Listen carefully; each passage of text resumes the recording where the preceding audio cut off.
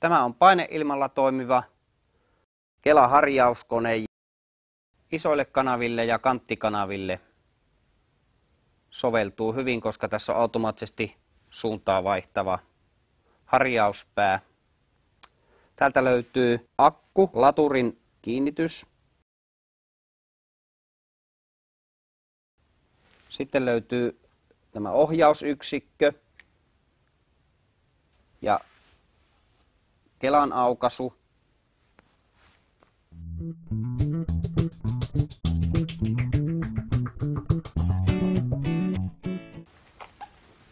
Tältä puolelta löytyy vedenerotin ja painemittari. Paineen säätö tapahtuu tästä päältä. Veden poisto täältä alta. Ja täältä löytyy nyt tämä ohjauskeskus, eli täältä löytyy päävirtakytkin.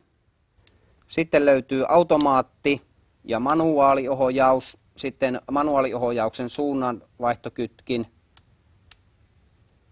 Ja tässä ei ole sitten kierrosnopeuden säätö, vaan tämä on automaattiharjauspään, eli tällä voidaan asettaa tietty aika, että harja kääntyy tietyn ajan päästä automaattisesti pyörimään toiseen suuntaan. Tämä paineilmatoimisen harjauskoneen mukana tulee tämmöinen huoltolaukku, mikä sisältää erilaisia tarvittavia työvälineitä. Eli täältä löytyy kaikennäköiset huoltotyökalut. Sitten löytyy varaosia, eli paineletkua löytyy täältä takaa. Sitten täältä löytyy tämmöinen malli, mitä tämän kuoren sisässä on. Täällä on tämmöinen malliesimerkki. Sitten täältä löytyy akkulaturi, mikä kiinnitetään tänne.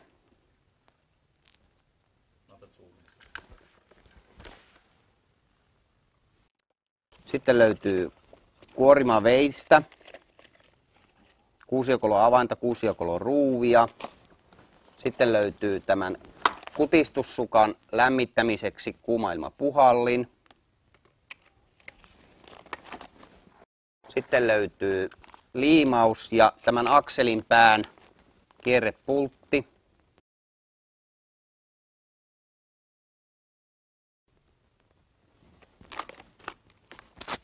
Ja sitten löytyy erilaisia lemmareita ja kuumailmapuhaltimen käyttöohje, nippusiteitä.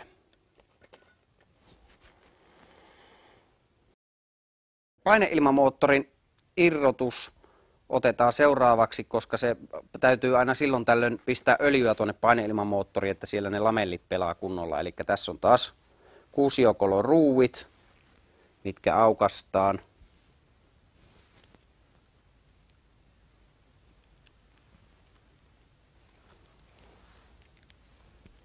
Kolme kappaletta. Tämä lähtee vaan vetämällä pois. Ja täällä on tämmöinen reikä, mihinkä sitä öljyä laitetaan.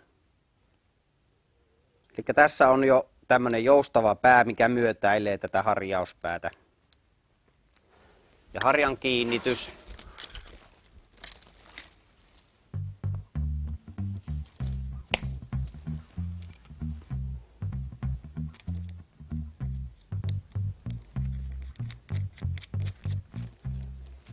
Ja kuusiokolon kiristys.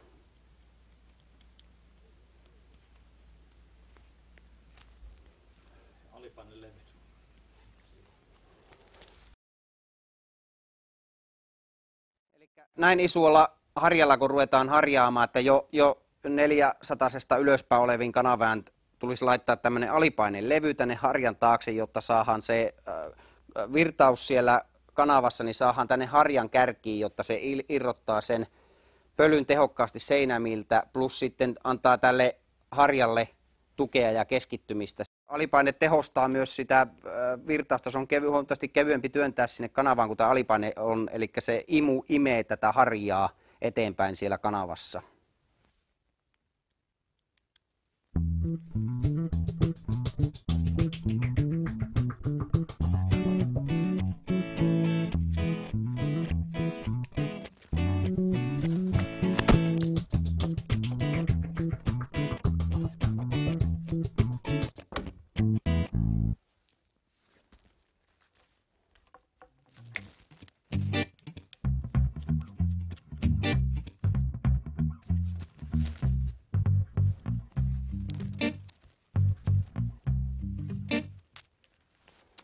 Näin.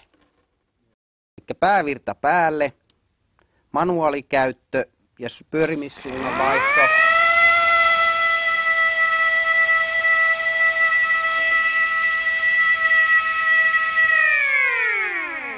Sitten automaattitoiminto.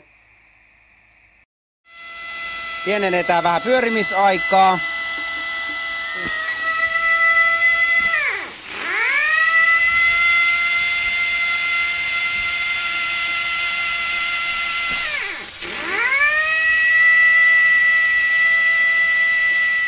Tähän laitteeseen on myös saatavana paineilmalla toimivat keskittäjäjalat, mitkä saadaan paineilmalla aukeamaan ja menemään kiinni, niin se keskittää kanavaan, harjan keskelle kanavaa.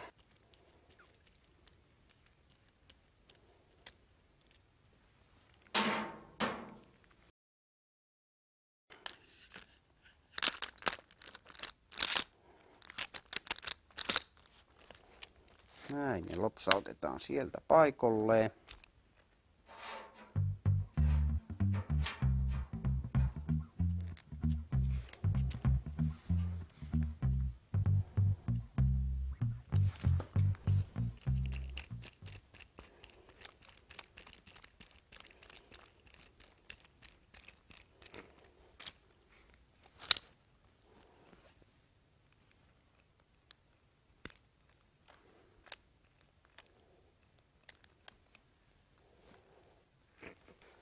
Eli 4 kuusiokololla kiristetään se siihen ja sitten paineletkut kiinni, painetaan.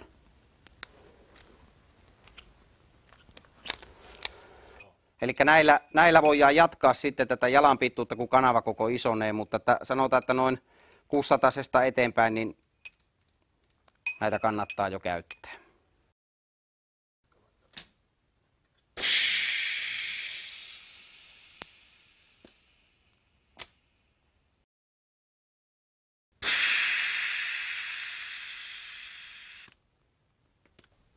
Eli yksi näistä 4 jalasta niin tulee olla aina tämä on alumiinia, että se maadotetaan tämä kanava, ettei tapahdu mitään syttymisiä. Joo. Pistäs pyörimään vielä tuolta.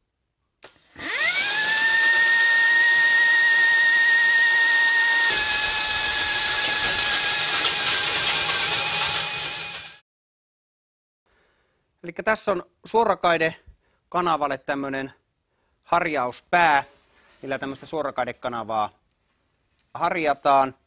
Ja nämä tulee tämmöisessä kokonaisessa paketissa, on alipainelevysarja. Sitten harjakokoja muuttamalla tälle akselille saadaan muutettua tätä harja- ja kanavakokojen mukaan harjaa sitä isommaksi, mitä tarvii. Eli kiinnitän nyt tämä suorakaideharja, eli tähän keskiakselille pannaan tämmöinen normaali harja, mikä harjaa sitten tämän välille jäävän, ettei siihen jää semmoista likasta pätkää tähän välille.